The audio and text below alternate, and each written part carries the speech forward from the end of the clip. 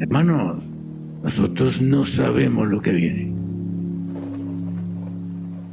Si nosotros supiéramos lo que viene, ya estaríamos sellados. Esto puede ser muy sencillo o muy complicado.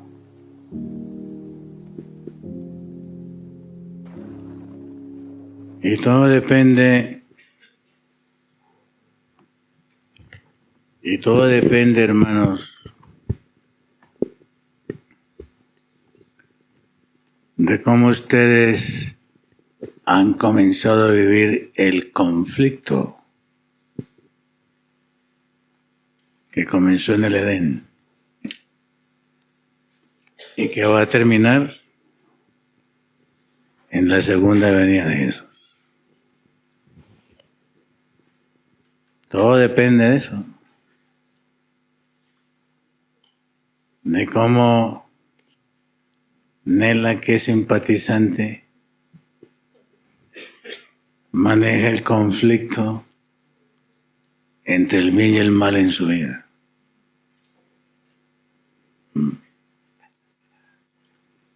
La mayoría de la humanidad no saben cuál es el conflicto. El Señor sabe cuál es el conflicto.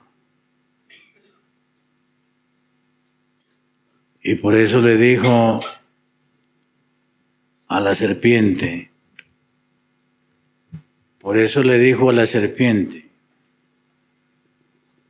¿qué le dijo a la serpiente el Señor? Enemistad pondré entre ti y la mujer. ¿Ustedes entienden las dos expresiones? ¿Las entienden bien? ¿Ustedes entienden bien lo que el Señor quiso decir? Enemistad pondré entre ti y la mujer. El mismo Señor dijo eso. Voy a colocar enemistad entre ti y la mujer. Y agregó, entre la simiente tuya y la simiente de ella. ¿Cuál es la simiente del diablo hoy? ¿Cómo ustedes entienden, cómo ustedes distinguen quién es la simiente del diablo?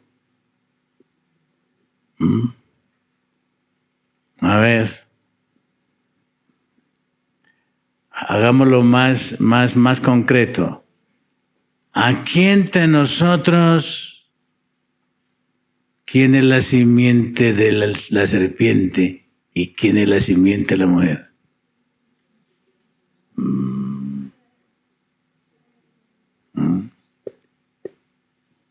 Porque entre la simiente del diablo y la simiente de Jesús va a haber enemistad. Ahora, agreguémosle a esto el versículo de Apocalipsis 12. A ver, Nela. Voy a hacer una pregunta a ella, simpatizante. ¿Ok? Hermano, ¿qué ustedes saben del diablo? Gracias. ¿Qué ustedes saben del diablo? ¿Qué ustedes saben de Satanás? Porque al diablo le gusta que no crean que él existe. Y la mayoría de seres humanos se comportan como si no hubiera diablo y no hubiera Satanás. ¿Ok? Pero es muy importante que nosotros seamos conscientes del poder de las tinieblas, del poder satánico que está trabajando para destruir a todo el que quiera ser limpio y puro de corazón.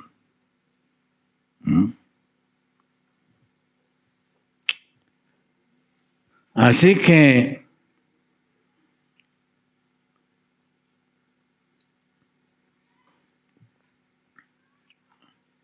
miremos el otro aspecto.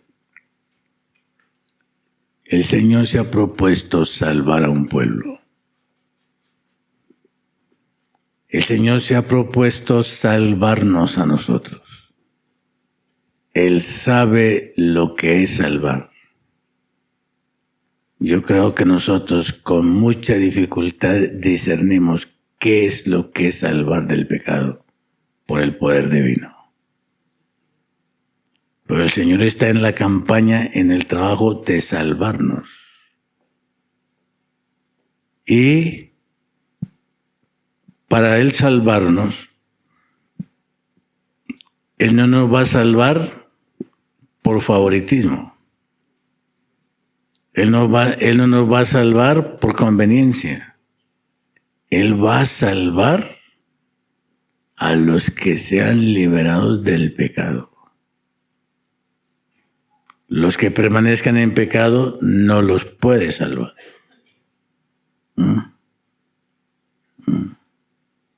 Yo no sé si ustedes entienden eso. Que el Señor va a salvarnos del pecado. Y para salvarnos del pecado, Él ha entregado a su Hijo unigénito. Ha pagado un precio que yo creo que nosotros no entendemos el precio que Él ha pagado. Y Él tiene que tener una certeza. Él tiene que tener una certeza. ¿Ok? ¿Cómo me dijiste tu nombre para cambiar a Nela? ¿Cómo es tú, Fiorello, cómo es? Sinforiano. A ver, Sinforiano. Vente para acá. Ok. El Señor necesita tener la certeza que Sinforiano no va a tener egoísmo en la eternidad. ¿Cómo se va a asegurar el Señor que Sinforiano no va a tener egoísmo en la eternidad? Y tiene que probarnos.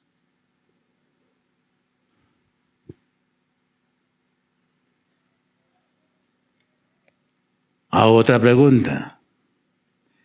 ¿Sabe el Señor si yo estoy más con la tendencia de la carne que con la tendencia del espíritu? ¿Sabe el Señor? Sabe el Señor.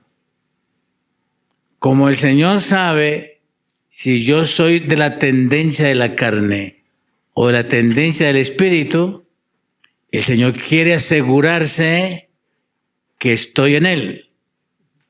Y para eso permite el zarandeo. Para eso permite el zarandeo. Y Él está zarandeando lo mismo que sucedió hace 2000 años.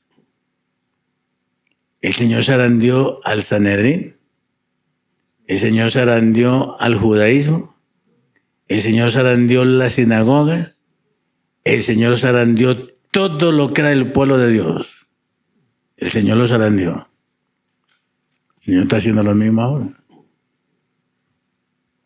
Está haciendo lo mismo ahora. Y ojalá que nosotros percibamos lo que el Señor está haciendo.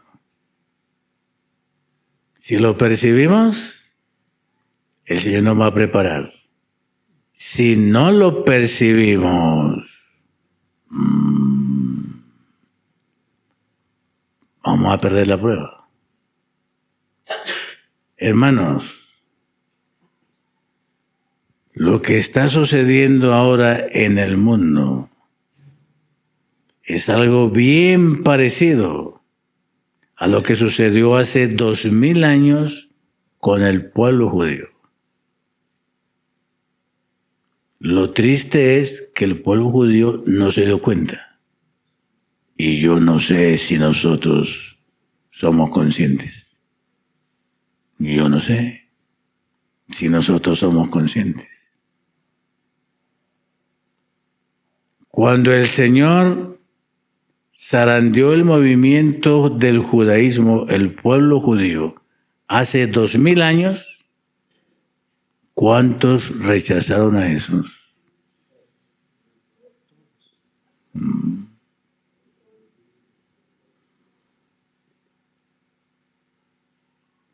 Hermano, lo que está sucediendo ahora en el pueblo adventista es una medida de misericordia de Dios, entrando en nuestro ambiente para mostrarnos, como dice aquí, yo no sé ustedes por qué pusieron las cosas, si saben qué fue lo que pusieron. Yo no sé. Yo no sé si ustedes saben lo que pusieron. Yo no sé. ¿Ok? Pero lo que está pasando ahora en el mundo adventista es lo mismo de esto en nuestro tiempo.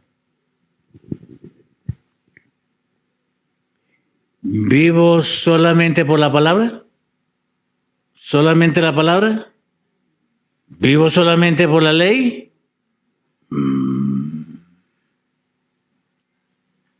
Vivo solo por la gracia de Dios. ¿Ah? No es una cuestión de idea. No es una cuestión de opinión. No es una cuestión de teología. Es una cuestión de vida. De vida. ¿Vivo por la palabra? ¿Vivo solamente por Jesús? ¿Vivo solamente por la gracia? Eso es lo mismo que está sucediendo ahora con el Señor en este conflicto cósmico entre el bien y el mal. Y el Señor va a permitir, como dice la hermana White, que toda la iglesia, que todo esto sea sacudido. Que todo esto sea sacudido hasta que yo quede sin moverme. Nada me mueva. Nada me mueva. Nada me resienta, nadie me ofenda, nadie me fastidie, nada me ofenda. Y permanezca, así dice el Señor. Yo no sé si ustedes son conscientes de eso. Y la hermana White dice que el Señor va a utilizar cualquier cosa que suceda entre este pueblo con el propósito de afirmarnos, sellarnos en la verdad. A ver, hago otra pregunta. Siéntate aquí. Hago otra pregunta. Ustedes han leído mucho los evangelios. Hermanos, ¿cómo ustedes se sienten en relación con la experiencia de Pedro?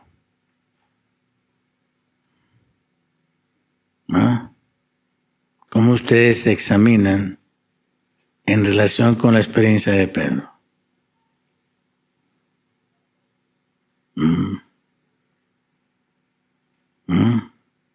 ¿Cómo ustedes examinan eso?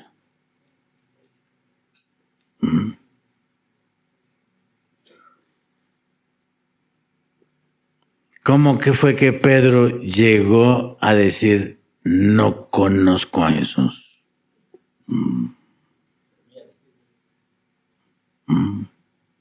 ¿Cómo fue que Pedro llegó a eso?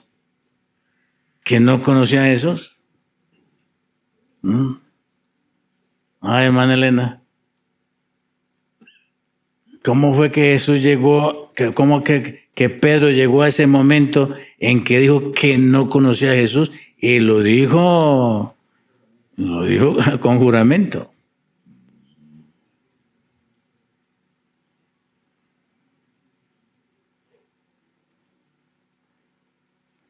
Hago otra reflexión. Hermanos, nosotros entendemos la vergüenza que está preparando el diablo en contra del sábado.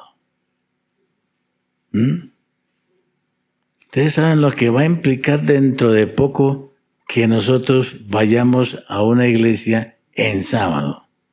¿Usted sabe lo que va a pasar con la gente que vaya a la iglesia en sábado?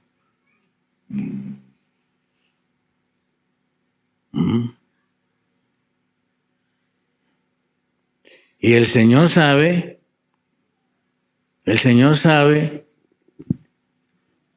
que la simiente de la mujer no está lista. El Señor sabe. El Señor sabe que la simiente de la mujer que somos nosotros no estamos listos para la prueba. Y como el Señor sabe eso, entonces nos zarandea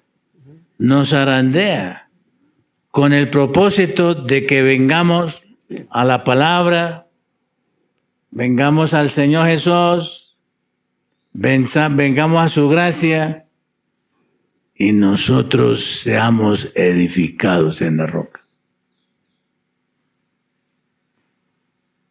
Yo no sé cómo está la devoción de cada uno de ustedes personal. Yo no sé. Ustedes saben. Pero tomamos 1 hora diaria para estudiar la palabra. Anhela. ¿Simpatizante de la palabra o convencida de la palabra? ¿Simpatizante de Jesús o convencida de Jesús? Más que Pedro. Amén. Ok. Hermano, nosotros no nos imaginamos lo serio que esto va a ser. Yo tengo temor de mí. Y le digo al Señor, Señor, me harás la fuerza para pasar la prueba. Y no, dentro de poco, hermanos, déjenme decir lo siguiente, dentro de poco tiempo, si yo no estoy en la roca, yo voy a ser enemigo de ustedes. Y me voy a encargar de denunciarlos por temor y por el miedo al nuevo orden mundial, al ecumenismo y a las fuerzas satánicas coligadas. Nosotros vamos a ser o fieles o enemigos los unos de los otros. Y eso va a ser en poco tiempo. Una pregunta, pastor. Para eso necesitamos cada día vivir en santidad, ¿no es cierto? Buscar la santidad de Dios. Si no, caso perdido. Para mí va a ser ¿no? Es decir, bueno, va a ser que soy adventista de nombre nomás. Eso estaría, pastor. Hermanos, yo ni me imagino cómo eso va a ser. Y la hermana Juay lo describe muy claro. Pero una cosa es leerlo y otra cosa es entrar en el conflicto. El Señor en su misericordia está utilizando a algunos de nosotros, está utilizando a algunos de afuera para sacudirnos y venir que seamos motivados a la palabra y caigamos sobre la roca. Lo que viene, hermanos, bueno, déjenme colocar un ejemplo. Lo que viene va a ser bien parecido a la prueba de los 3 varones hebreos en Babilonia. Si no se postran ante lo falso, van a ser quemados. Y los varones hebreos dijeron, Anela, si tú hubieras estado allá, ¿qué habías hecho en él? Ahí no vas a ser simpatizante, vas a tener que ser verdadera. ¿Ok? Ahí los simpatizantes no van a pasar la prueba. Ahí van a pasar la prueba los auténticos que están sobre la roca. Ellos le dijeron al rey, no nos dé segunda oportunidad, tu estatua no adoraremos, caliente el horno 7 veces y vamos al horno. Hermanos, la prueba sabática el sábado va a ser la prueba del horno. Y el Señor sabe que esta iglesia no está lista para esa prueba. entonces permite el zarandeo. Y él sabe cómo lo hace. Ahorita para el mundo latino, interesante que tiene usted la noticia de República Dominicana que ahora para el mundo latino adventista, ahí está una prueba. Y ojalá que la manejemos en el espíritu. ¿Saben ustedes cómo hay que manejar esto? Siéntate. ¿Saben ustedes cómo hay que manejar esto? Esto hay que manejarlo, como dice aquí. A ver, busquen el libro de Joel. En esto, hermanos, debemos de estar nosotros. Miren, hermanos, cómo debemos de estar nosotros. Libro de Joel, capítulo 2. Libro de Joel, cada uno de nosotros debemos de estar en esta experiencia, luchando por esta experiencia. Por eso pues, versículo 12, por eso pues ahora dice Jehová, convertíos a mí con todo vuestro corazón, con ayuno y lloro y lamento. Rasgad vuestro corazón y no vuestras vestiduras, y convertíos a Jehová vuestro Dios, porque Él es misericordioso y clemente, tardo para la ira y grande en misericordia, y que se arrepiente del castigo. ¿Quién sabe si volverá y se apiadará y dejará bendición tras sí? Es decir, ofrenda y libación para Jehová, Dios vuestro. Tocad trompeta en Sión, pregonad ayuno, llamad a congregación, reunid al pueblo, santificad la reunión, juntad a los ancianos, congregad a los niños y a los que maman. Salgan de su cámara el novio y de su tálamo la novia.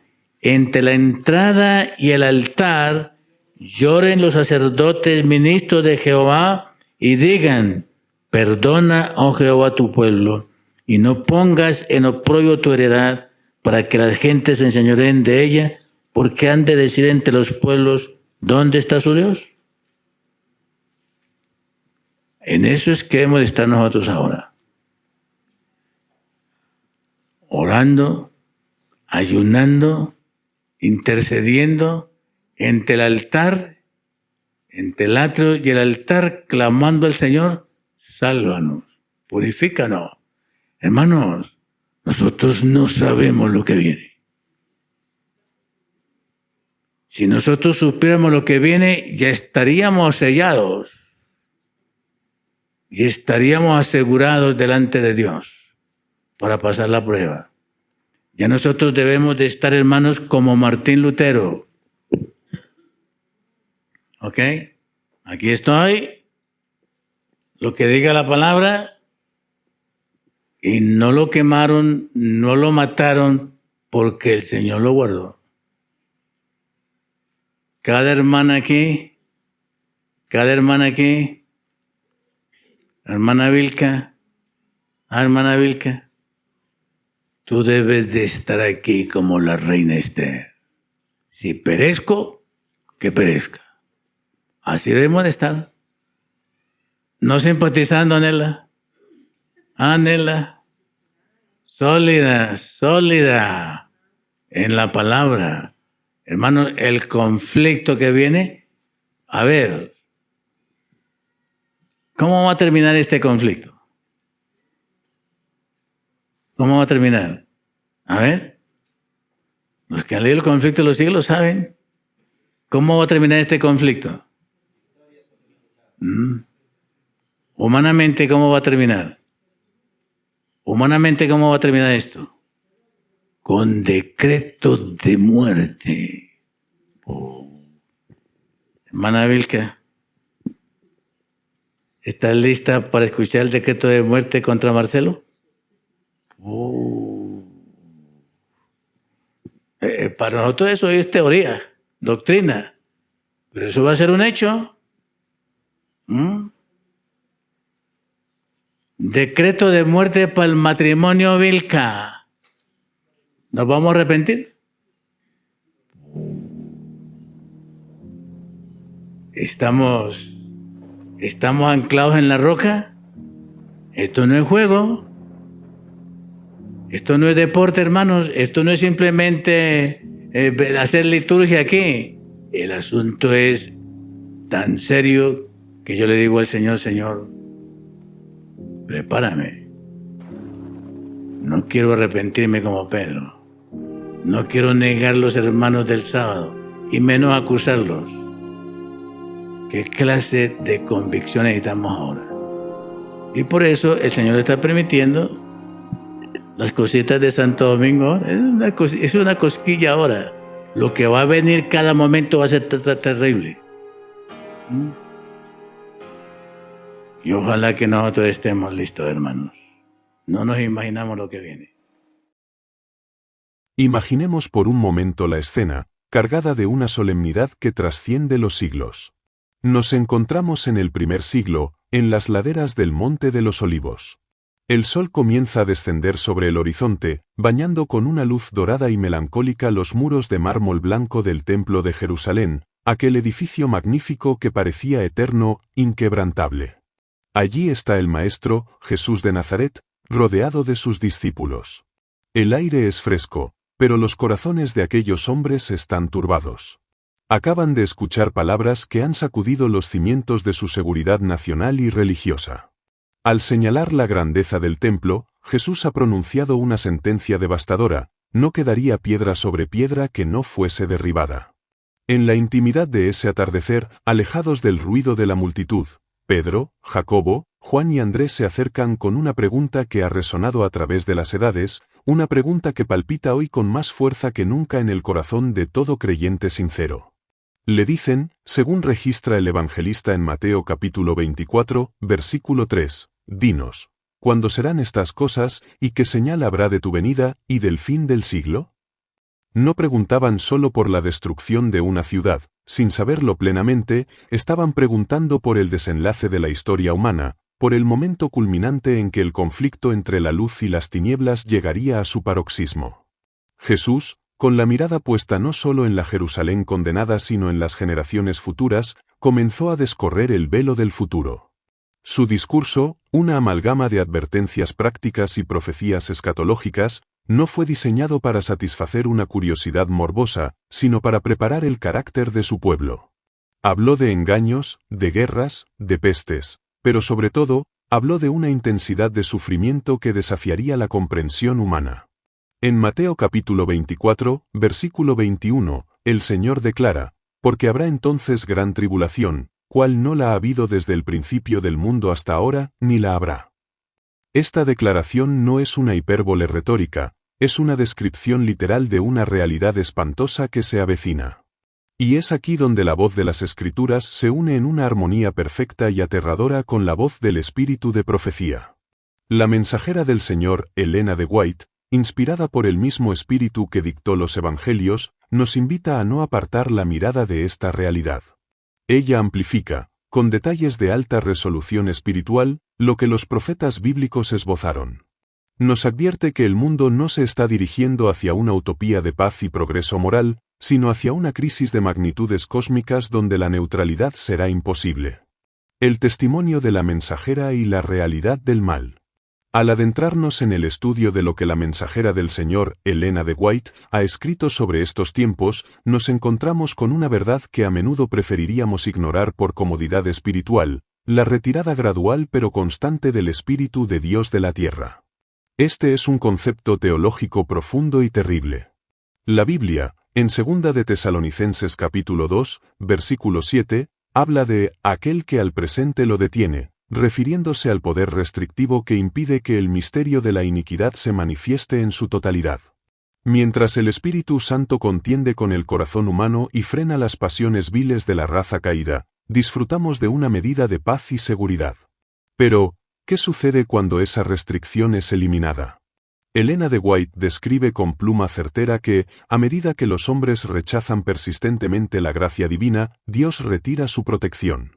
Esto no significa que Dios se convierta en el autor del mal, sino que, al respetar el libre albedrío de una humanidad rebelde, Él permite que cosechen lo que han sembrado.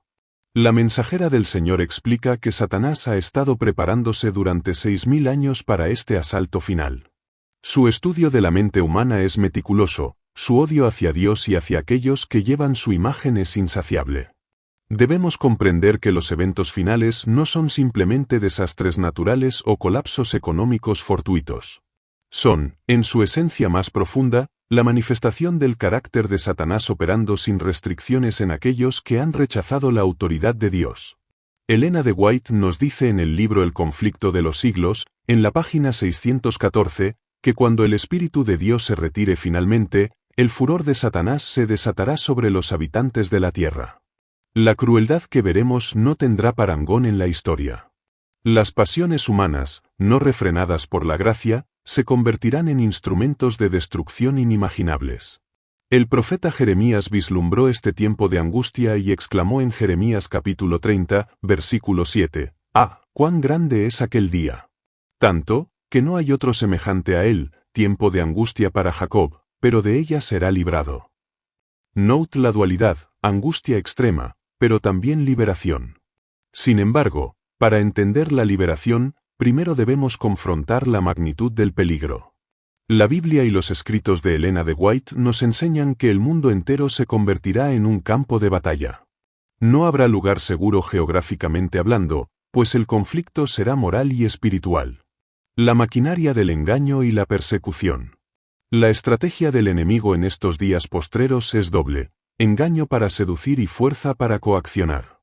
La mensajera del Señor advierte que los impíos, instigados por huestes demoníacas, creerán estar haciendo un servicio a la humanidad al intentar erradicar a los fieles hijos de Dios. Es una repetición a escala global de lo que Jesús profetizó en Juan capítulo 16, versículo 2. Viene la hora cuando cualquiera que os mate, pensará que rinde servicio a Dios. Elena de White detalla que aquellos que no han fortificado sus mentes con las verdades de la Biblia no podrán resistir el gran engaño. Satanás no aparecerá como un monstruo grotesco, sino como un ángel de luz, imitando incluso la venida de Cristo, sanando enfermedades y prometiendo una era de milenio de paz, con la condición de que se renuncie a los mandamientos de Dios, especialmente aquel que es el sello de su autoridad.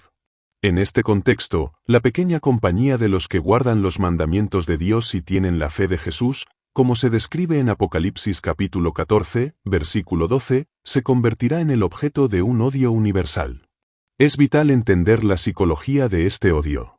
La mensajera del Señor explica que la presencia misma de los justos será una reprensión constante para los impíos. Así como Caín odió a Abel no porque Abel le hubiera hecho mal, sino porque sus propias obras eran malas y las de su hermano justas, así el mundo, bajo la influencia satánica, no tolerará la existencia de un pueblo que rehúse beber del vino de la ira de su fornicación. Elena de White describe escenas que hielan la sangre, donde amigos, vecinos y familiares traicionarán a los escogidos. La fibra moral de la sociedad se desmoronará. Los lazos de sangre no serán suficientes para proteger a los hijos de Dios. Solo la sangre de Cristo y la cobertura de sus ángeles serán su defensa. La descripción que hace Elena de White sobre la condición del mundo impío es estremecedora. Ella ve a los malos siendo dejados completamente bajo el control de los demonios que han elegido como maestros. Imaginemos un mundo donde la compasión ha desaparecido, donde la empatía ha sido extirpada, y donde el único impulso es destruir la imagen de Dios en el hombre. Nadie, dice ella, puede imaginarse las cosas horribles que ocurrirán. No se trata de miedo infundado, sino de una advertencia amorosa para que busquemos refugio antes de que la tempestad estalle con toda su furia. Sin embargo, en medio de esta oscuridad densa, brilla una luz inquebrantable. La promesa no es que no pasaremos por el fuego, sino que no seremos consumidos por él. El profeta Daniel, al mirar a través de los siglos hasta nuestro tiempo, escribió en Daniel capítulo 12, versículo 1, «En aquel tiempo se levantará Miguel, el gran príncipe que está de parte de los hijos de tu pueblo, y será tiempo de angustia, cual nunca fue desde que hubo gente hasta entonces, pero en aquel tiempo será libertado tu pueblo, todos los que se hallen escritos en el libro». Aquí radica el núcleo de nuestra esperanza y el tema que desarrollaremos a lo largo de este mensaje. La gracia de Cristo es suficiente. La victoria de los escogidos no dependerá de su fuerza física, ni de su intelecto, ni de sus recursos materiales. Dependerá enteramente de su conexión vital con Cristo. La mensajera del Señor enfatiza que el carácter se desarrolla en la crisis, pero se forma en la vida diaria. Lo que veremos en esos días finales será la revelación de lo que cada persona ha cultivado en su interior. Estamos, pues, ante el umbral de la eternidad. Los eventos que se describen en la Biblia y en los escritos de Elena de White no son fábulas para asustar niños, sino revelaciones solemnes dadas por un Dios que no quiere que nadie perezca. Al contemplar la magnitud de la tribulación que se acerca, nuestra reacción no debe ser el pánico paralizante, sino una consagración más profunda. Debemos entender la naturaleza del enemigo, pero mucho más importante, debemos conocer el poder de nuestro libertador. En el siguiente segmento, profundizaremos en cómo comienza este tiempo de angustia específicamente, el cierre de la puerta de la gracia y la condición espiritual necesaria para subsistir sin intercesor humano en el santuario celestial. Avancemos ahora en nuestra línea de tiempo profética hacia un evento que marca el punto de no retorno para la humanidad. Existe un instante, conocido solo por el Padre, en el que la historia de la salvación tal como la conocemos cambiará irrevocablemente. La Biblia nos presenta una escena de majestad terrible en el santuario celestial. Hasta hoy, Cristo Jesús ha estado ministrando como nuestro sumo sacerdote, presentando los méritos de su sangre ante el Padre, intercediendo por cada pecador arrepentido. Pero llegará el momento en que esa labor concluirá.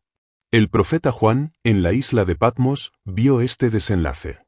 En Apocalipsis capítulo 22, versículo 11, se pronuncia el decreto que sellará el destino de cada ser humano. El que es injusto, sea injusto todavía, y el que es inmundo, sea inmundo todavía, y el que es justo, practique la justicia todavía, y el que es santo, santifíquese todavía.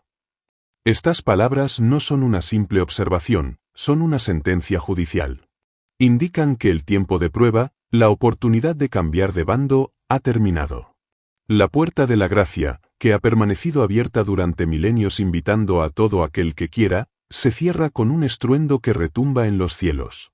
La mensajera del Señor, Elena de White, describe este momento con una claridad que debería sacudir nuestra complacencia. En su obra El conflicto de los siglos, ella relata que cuando Jesús termina su ministerio en el lugar santísimo, arroja el incensario y se produce un gran silencio. Es un momento de transición cósmica. Lo que sucede inmediatamente después en la tierra es lo que debemos comprender con urgencia. El Espíritu Santo, que ha estado refrenando el mal, es retirado completamente de aquellos que rechazaron la verdad. La posesión total y el desenfreno del mal. Aquí entramos en el terreno más oscuro de nuestra exposición, aquel que aborda la condición de los impíos en los días finales. La Escritura nos advierte en Génesis capítulo 6, versículo 3 que el Espíritu de Dios no contenderá para siempre con el hombre. Cuando esa contienda cesa, el vacío no queda desocupado. Elena de White explica que, al retirarse el Espíritu de Dios, Satanás asume el control total y absoluto de las mentes de los impíos. A menudo subestimamos lo que esto significa. Hoy, incluso el hombre más perverso recibe, sin saberlo, los beneficios de la gracia común de Dios. Hay límites que su conciencia o las circunstancias le imponen. Pero en ese tiempo, no habrá límites. La mensajera del Señor nos dice que los impíos serán dejados a merced de los impulsos satánicos. Satanás sumirá a los habitantes de la tierra en una gran tribulación final. Como los ángeles de Dios dejan de refrenar los vientos violentos de las pasiones humanas, todos los elementos de contención se soltarán. El mundo entero se verá envuelto en una ruina más terrible que la que sobrevino a Jerusalén en la antigüedad. Elena de White advierte que los que no tienen el Espíritu de Dios se sentirán impulsados por una furia demoníaca contra los justos. El odio que Satanás tiene contra Cristo se volcará contra los seguidores de Cristo. Será un tiempo donde la lógica humana, los derechos civiles y la compasión natural desaparecerán. Los impíos, instigados por el maligno, maquinarán cosas horribles. Veremos la manifestación pura del carácter de Satanás a través de seres humanos que se han entregado completamente a él. La violencia, la traición y la crueldad alcanzarán niveles que, como se nos ha dicho, nadie puede imaginarse ahora. Es crucial entender que este ataque no será provocado por ninguna mala acción de los hijos de Dios. Será provocado por su pureza, por su obediencia y, específicamente, por su lealtad al sábado bíblico, el cual se convertirá en el punto focal de la controversia. En Ezequiel capítulo 20, versículo 12, Dios dice: «Y les di también mis días de reposo, para que fuesen por señal entre mí y ellos». Esa señal será intolerable para un mundo unido en rebelión. La angustia de Jacob, una batalla del alma. Mientras el mundo impío se hunde en el caos y la violencia desenfrenada, ¿qué sucede con los escogidos? Aquí es donde la teología de los eventos finales se vuelve profundamente personal y espiritual. Entramos en lo que la Biblia llama el tiempo de angustia de Jacob. El profeta Jeremías utiliza esta analogía en Jeremías capítulo 30, versículo 7, refiriéndose a la noche en que el patriarca Jacob luchó con el ángel antes de encontrarse con su hermano Esaú. Elena de White dedica capítulos enteros a desglosar esta experiencia porque es el prototipo de lo que el pueblo de Dios vivirá. Jacob estaba aterrorizado por la venida de Esaú, quien venía con 400 hombres armados para destruirlo. De igual manera, el pueblo de Dios verá un decreto de muerte promulgado contra ellos y parecerá que no hay escape. Pero, y este es el punto crucial, la angustia principal de Jacob no era el miedo a la muerte física, era el miedo a que algún pecado no confesado hubiera separado su alma de Dios y que, por tanto, no pudiera recibir la protección divina. En ese tiempo, los justos no tendrán un intercesor en el santuario celestial. Jesús habrá salido. Esto significa que deben estar firmes ante un Dios santo, cubiertos únicamente por la justicia de Cristo que han hecho suya durante el tiempo de gracia. La angustia mental será intensa. Satanás, el acusador de los hermanos, como se le llama en Apocalipsis capítulo 12, versículo 10, estará allí para recordarles cada error, cada caída, cada defecto de su pasado. Les susurrará que son demasiado pecadores, que Dios los ha abandonado, que no hay esperanza para ellos. La mensajera del Señor describe esta lucha agónica. Los hijos de Dios afligirán sus almas. Revisarán sus vidas, no para confesar pecados nuevos, pues sus pecados ya habrán ganado al juicio y habrán sido borrados, sino porque tendrán una percepción tan clara de la santidad de Dios que se sentirán indignos. Sin embargo, en medio de esa oscuridad, su fe no fallará. Aunque no sientan la presencia de Dios, se aferrarán a sus promesas con una intensidad inquebrantable. Recordarán lo que dice Isaías capítulo 27, versículo 5, ¿o forzará alguien mi fortaleza? Haga conmigo paz, sí, haga paz conmigo. La diferencia entre los dos grupos. Es fascinante y aterrador observar el contraste que presentan las Escrituras y el espíritu de profecía entre los dos grupos en este periodo. Por un lado, tenemos a los impíos, poderosos en número, apoyados por los gobiernos, las leyes y las fuerzas armadas, pero internamente vacíos, llenos de ira, controlados por demonios y dirigiéndose hacia la destrucción total. Por otro lado, tenemos a los escogidos, un grupo pequeño, aparentemente indefenso, pobre, despreciado, disperso en lugares desolados y prisiones, pero internamente revestidos de una fortaleza invencible. Elena de White nos asegura que, aunque los enemigos de la verdad intentarán destruir al pueblo de Dios, no podrán hacerlo. Los ángeles de Dios, que excelen en fuerza, formarán un muro de fuego alrededor de ellos. Ningún hijo de Dios que haya sido sellado perderá la vida en este periodo posterior al cierre de gracia. ¿Por qué? Porque si los justos murieran entonces, Satanás se regocijaría y la fidelidad de Dios quedaría en entredicho. Deben vivir para ser testigos ante el universo de que es posible guardar la ley de Dios incluso en las circunstancias más extremas, demostrando que la gracia de Cristo es suficiente para vencer al pecado y a Satanás. El sufrimiento de los justos será mental y espiritual, una purificación final del carácter para reflejar plenamente la imagen de Jesús. El sufrimiento de los impíos, en cambio, será el comienzo de la retribución divina, las primeras gotas de las 7 plagas postreras descritas en Apocalipsis capítulo 16. Al reflexionar sobre esto, hermanos, la pregunta que surge no es simplemente ¿cuándo sucederá esto?, sino ¿quién podrá subsistir? La mensajera del Señor nos dice en Primeros Escritos, página 71, que necesitamos una experiencia mucho más profunda que la que tenemos ahora. Nos dice que muchos de los que hoy profesan la fe, al no haber cultivado una relación viva con Cristo, no podrán soportar la prueba. Serán zarandeados y caerán.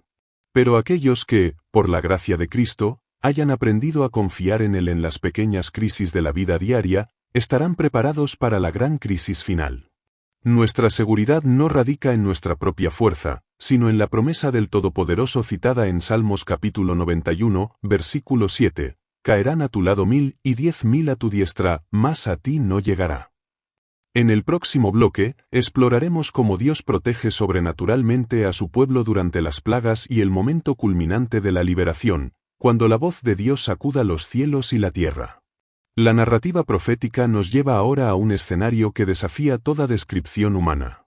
Hemos hablado del cierre de la gracia y de la angustia mental de los escogidos, pero debemos abordar lo que ocurre en el escenario físico y global. La Biblia, en Isaías capítulo 28, versículo 21, llama al juicio final de Dios su extraña obra y su extraña operación. Es extraña porque Dios es amor, porque su naturaleza es dar vida y bendición. Sin embargo, su justicia exige que el mal no reine para siempre. Cuando la intercesión de Cristo cesa en el santuario, las copas de la ira de Dios, descritas en Apocalipsis capítulo 16, son derramadas sin mezcla de misericordia. Es vital comprender teológicamente qué significa sin mezcla de misericordia. Hasta este momento en la historia, cada juicio divino ha estado atemperado por la gracia, invitando al arrepentimiento. Pero en este tiempo, la decisión de cada ser humano es irrevocable. La mensajera del Señor, Elena de White, describe este periodo con una solemnidad estremecedora. Ella explica que los ángeles que han estado sujetando los vientos de la pasión humana y de los elementos naturales, sueltan sus riendas. El mundo, que se burló de la ley de Dios y persiguió a sus defensores, ahora bebe de su propia medicina. Las plagas comienzan a caer. La primera, una úlcera maligna y pestilente sobre los hombres que tienen la marca de la bestia. Apocalipsis capítulo 16, versículo 2. Imaginemos el horror de aquellos que confiaron en la ciencia humana, en el poder político y en las falsas religiones, viéndose ahora afligidos por una plaga incurable. Luego, los ríos y las fuentes de las aguas se convierten en sangre. Aquellos que derramaron la sangre de los santos y profetas, ahora se ven obligados a beber sangre, pues, como dice el ángel de las aguas en el versículo 6, por lo cual son dignos. Elena de White añade un matiz crucial: estas plagas no son universales al mismo tiempo, o de lo contrario, la tierra quedaría despoblada antes de la venida de Cristo. Pero son los azotes más terribles que jamás hayan conocido los mortales.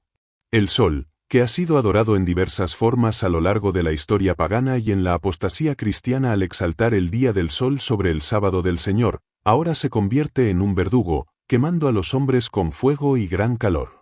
Y aquí vemos la confirmación del endurecimiento del corazón humano. En lugar de humillarse, blasfemaron el nombre de Dios, que tiene poder sobre estas plagas, y no se arrepintieron para darle gloria. Apocalipsis capítulo 16, versículo 9. El decreto de muerte y la huida de los justos. En medio de este cataclismo, la atención del mundo impío se centra obsesivamente en un solo objetivo: el pequeño grupo de personas que rehúsa violar el mandamiento de Dios. Al igual que en los días del rey Acab, cuando él acusó al profeta Elías de ser el que turbaba a Israel, Primera de Reyes capítulo 18, versículo 17, los líderes religiosos y políticos del fin acusarán a los observadores del sábado de ser la causa de estas convulsiones de la naturaleza. Dirán: hemos ofendido a Dios al tolerar a esta secta rebelde, si los exterminamos, las plagas cesarán y la prosperidad volverá. La mensajera del Señor, Elena de White, detalla que se emitirá un decreto universal. Se fijará una fecha, una noche específica, para dar el golpe final y erradicar de la faz de la tierra a la odiada secta. Este es el momento de mayor peligro físico para el pueblo de Dios. Han huido de las ciudades, que se han convertido en trampas mortales de destrucción y vicio. Se han refugiado en los lugares más desolados, en las montañas, en las cuevas de la tierra, en los desiertos. Aquí resplandece la promesa dada siglos atrás a través del profeta Isaías en el capítulo 33, versículo 16. Este habitará en las alturas, Fortaleza de rocas será su lugar de refugio, se le dará su pan, y sus aguas serán seguras. Mientras los impíos sufren hambre y pestilencia, mientras el agua se convierte en sangre para los perseguidores, los ángeles de Dios proveen las necesidades físicas de los fieles. Elena de White nos asegura que ningún hijo de Dios perecerá por hambre o enfermedad en este tiempo. El Dios que alimentó a Elías junto al arroyo de Kerit no ha cambiado. Sin embargo, la amenaza humana es real y aterradora. Satanás instiga a los malvados con una furia desesperada. Las turbas, enfurecidas y guiadas por espíritus de demonios, se preparan para el ataque. Elena de White describe escenas donde hombres armados, incitados por sacerdotes y pastores apóstatas, se dirigen hacia los refugios de los justos. En la mente de los impíos, el triunfo es seguro, no ven escapatoria para el pueblo de Dios. Para el remanente, esa noche parece ser el fin. Claman a Dios día y noche por liberación. Es la hora de la angustia suprema, donde la fe es tensada hasta su límite máximo. La liberación a medianoche. Entonces, ocurre lo imposible. En la hora más oscura, literalmente a la medianoche, Dios manifiesta su poder para librar a su pueblo. La mensajera del Señor describe este momento con una belleza y una majestad que superan toda imaginación. Justo cuando las turbas se abalanzan para ejecutar su decreto de muerte, la oscuridad densa que cubre la tierra es interrumpida. Aparece un sol resplandeciente en medio de la noche. El asombro paraliza a los impíos, la esperanza inunda a los justos. Todo en la naturaleza se trastorna. Los arroyos dejan de fluir. Nubes negras y pesadas chocan unas con otras. Pero en medio del cielo conmocionado, hay un espacio de gloria indescriptible de donde sale la voz de Dios, como el estruendo de muchas aguas, diciendo, hecho es, Apocalipsis capítulo 16, versículo 17. Esa voz sacude los cielos y la tierra. Se produce un terremoto tan grande, cual no lo hubo jamás desde que los hombres han estado sobre la tierra. Apocalipsis capítulo 16, versículo 18. Las estructuras del orgullo humano se derrumban. Las cárceles se abren, liberando a los hijos de Dios que habían sido apresados por su fe. Las tumbas se abren. Aquí ocurre un evento teológico específico que Elena de White aclara y que se basa en Daniel capítulo 12, versículo 2. Una resurrección especial. No es la resurrección general de todos los muertos. Se levantan, por un lado, muchos de los que duermen en el polvo, para vida eterna, aquellos que murieron en la fe del mensaje del tercer ángel, guardando el sábado, y por otro lado, se levantan, para vergüenza y confusión perpetua, los que traspasaron a Cristo y los enemigos más acérrimos de su verdad a través de los siglos, para verle venir en gloria. Imaginemos la escena. Aquellos que se mofaron de la profecía, los que persiguieron a los humildes hijos de Dios, ahora ven la realidad de lo que negaron. El terror de los impíos es indescriptible. Aquellos demonios que los controlaban ahora confiesan la divinidad de Cristo, no por amor, sino obligados por la aplastante realidad de su presencia. El arco de la promesa y la tabla de la ley. En medio de este caos glorioso para unos y aterrador para otros, aparece en el cielo una mano que sostiene dos tablas de piedra. Elena de White nos dice que es la misma ley de Dios, los 10 mandamientos, que fueron despreciados y alterados por los hombres. Ahora brillan con luz de fuego. Especialmente el cuarto mandamiento, el sábado, resplandece con una gloria superior. Los impíos ven aquello que pisotearon. Ven que la base del juicio divino es la ley inmutable de amor que rechazaron. Es demasiado tarde para ellos. No hay un cambio de carácter en este punto, el miedo no produce santidad. Solo hay remordimiento, no arrepentimiento. Se vuelven contra sus líderes religiosos, aquellos pastores y sacerdotes que les prometieron paz y seguridad, que les dijeron que la ley de Dios estaba abolida. La escena es dantesca, la unidad del mundo impío se rompe en 1000 pedazos de acusaciones mutuas y desesperación. Pero para los hijos de Dios, aquellos que fueron considerados la escoria del mundo, este es el momento de la vindicación. Escuchan la voz de Dios proclamando el día y la hora de la venida de Jesús. Y sobre ellos, como señal de pacto, se despliega un arco iris glorioso. La gracia de Cristo los ha sostenido. No fue su fuerza, ni su inteligencia, fue su dependencia total del Cordero. Han vencido, por medio de la sangre del Cordero y de la palabra del testimonio de ellos. Apocalipsis capítulo 12, versículo 11. Estamos ya a las puertas de la aparición visible del Rey de Reyes. El cielo se repliega como un pergamino y el Hijo del Hombre aparece en las nubes. En el próximo bloque, contemplaremos la segunda venida en toda su majestad, la resurrección de los justos y la ascensión a la ciudad de Dios, contrastando la gloria de los redimidos con la desolación de la tierra. El eco del fuerte pregón se fue apagando, no porque el mensaje perdiera fuerza, sino porque la decisión de cada ser humano había sido tomada. La polarización era absoluta, el sello de Dios estaba firme en la frente de sus hijos, y la marca de la rebelión en sus opositores. Entonces, ocurrió el evento más trascendental que el universo había presenciado en milenios, invisible a los ojos humanos, pero devastador para la tierra. El incensario cae en el santuario celestial, Jesús se puso de pie. El ministerio de intercesión que había sostenido al mundo cesó. Con voz potente que sacudió los cimientos del cielo, pronunció, «Hecho está». Al arrojar el incensario, la gracia que contenía los vientos de destrucción se retiró. Un silencio solemne inundó el cielo, los ángeles plegaron sus alas. En la tierra, no hubo un trueno inmediato, pero una oscuridad espiritual densa y palpable cayó sobre la humanidad impenitente. El Espíritu de Dios se había retirado por completo de aquellos que lo rechazaron. Las copas de la ira sin el freno divino, los elementos de la naturaleza y las pasiones humanas se desataron. Lo que el mundo había temido en sus películas de catástrofes palidecía ante la realidad. Las plagas comenzaron a caer, no como accidentes azarosos, sino como sentencias directas. Hubo úlceras malignas en aquellos que ostentaban la marca con orgullo.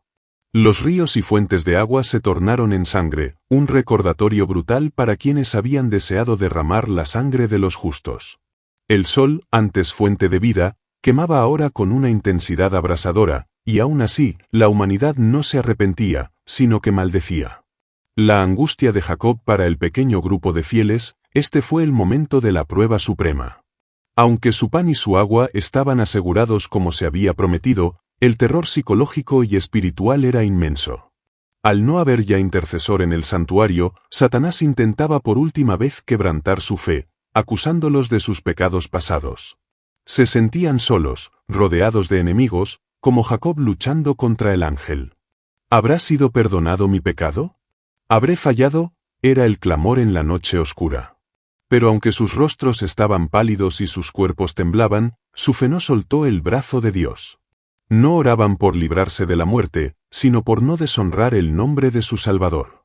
El decreto de muerte y la liberación el mundo, en su desesperación y caos, culpó a este pequeño grupo de rebeldes por las calamidades.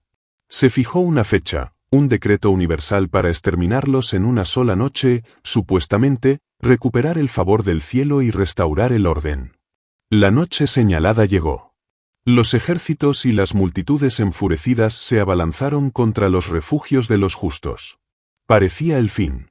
No había salida humana posible.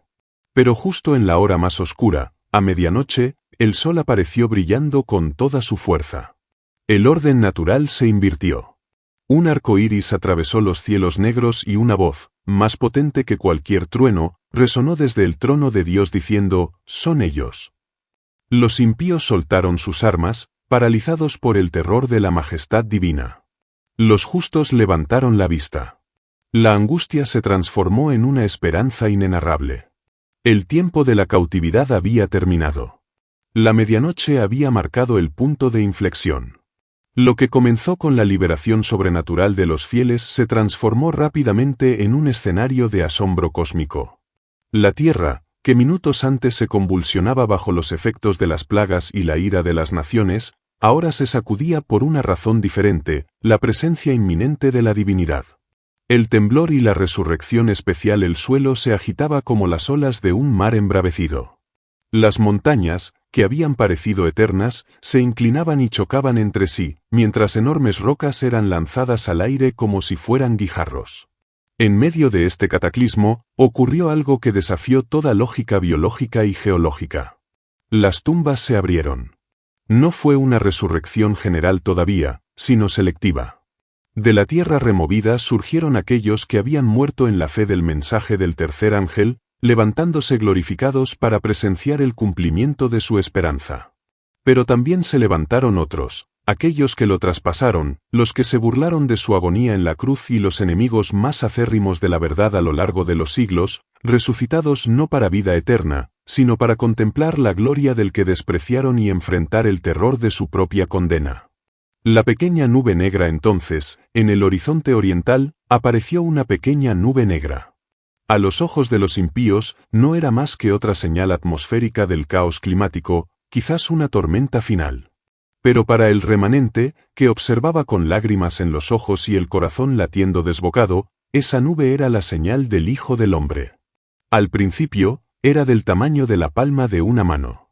Pero a medida que se acercaba a la Tierra, su negrura se disolvía, revelando una gloria que ningún reactor nuclear podría imitar.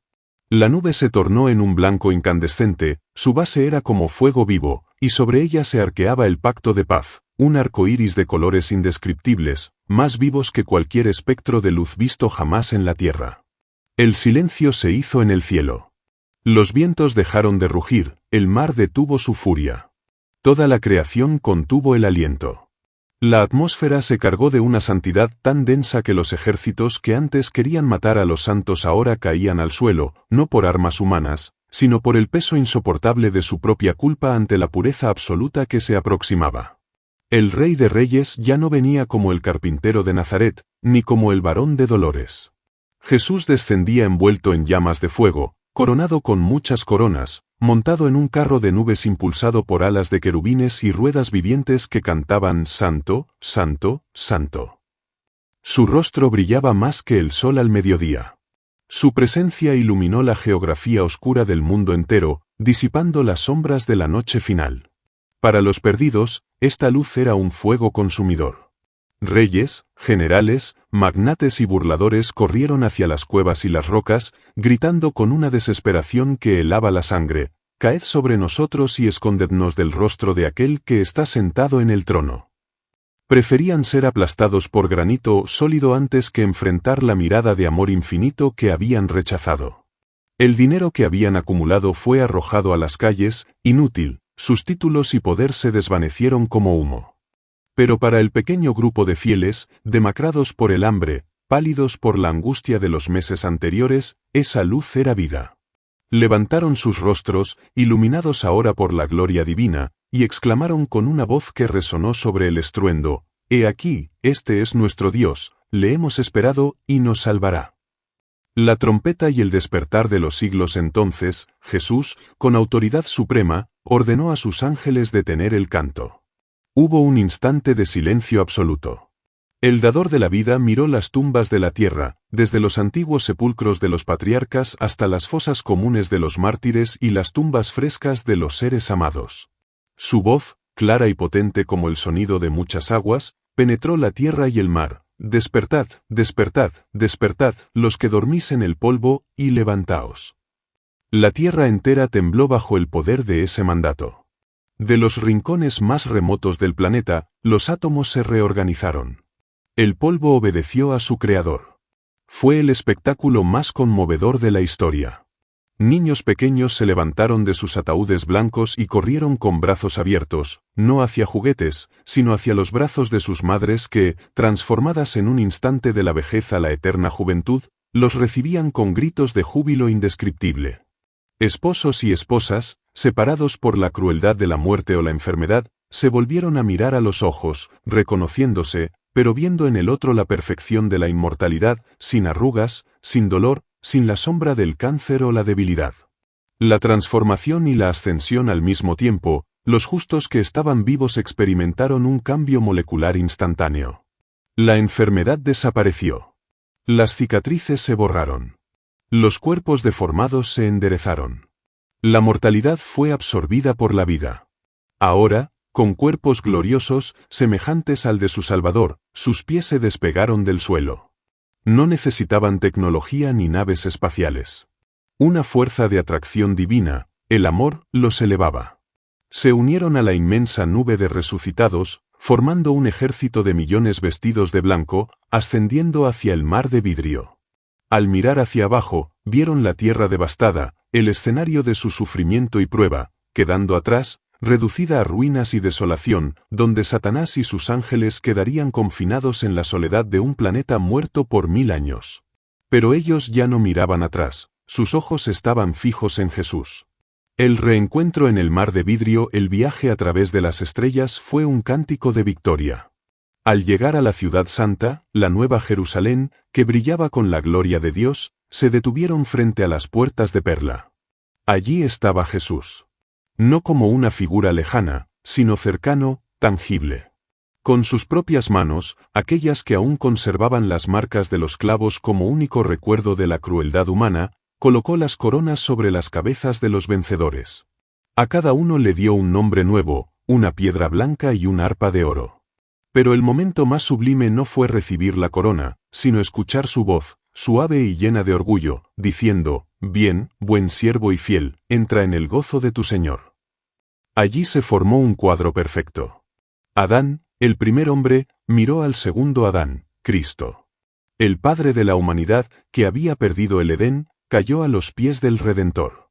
Jesús lo levantó y le mostró, no el jardín perdido, sino un paraíso infinitamente superior.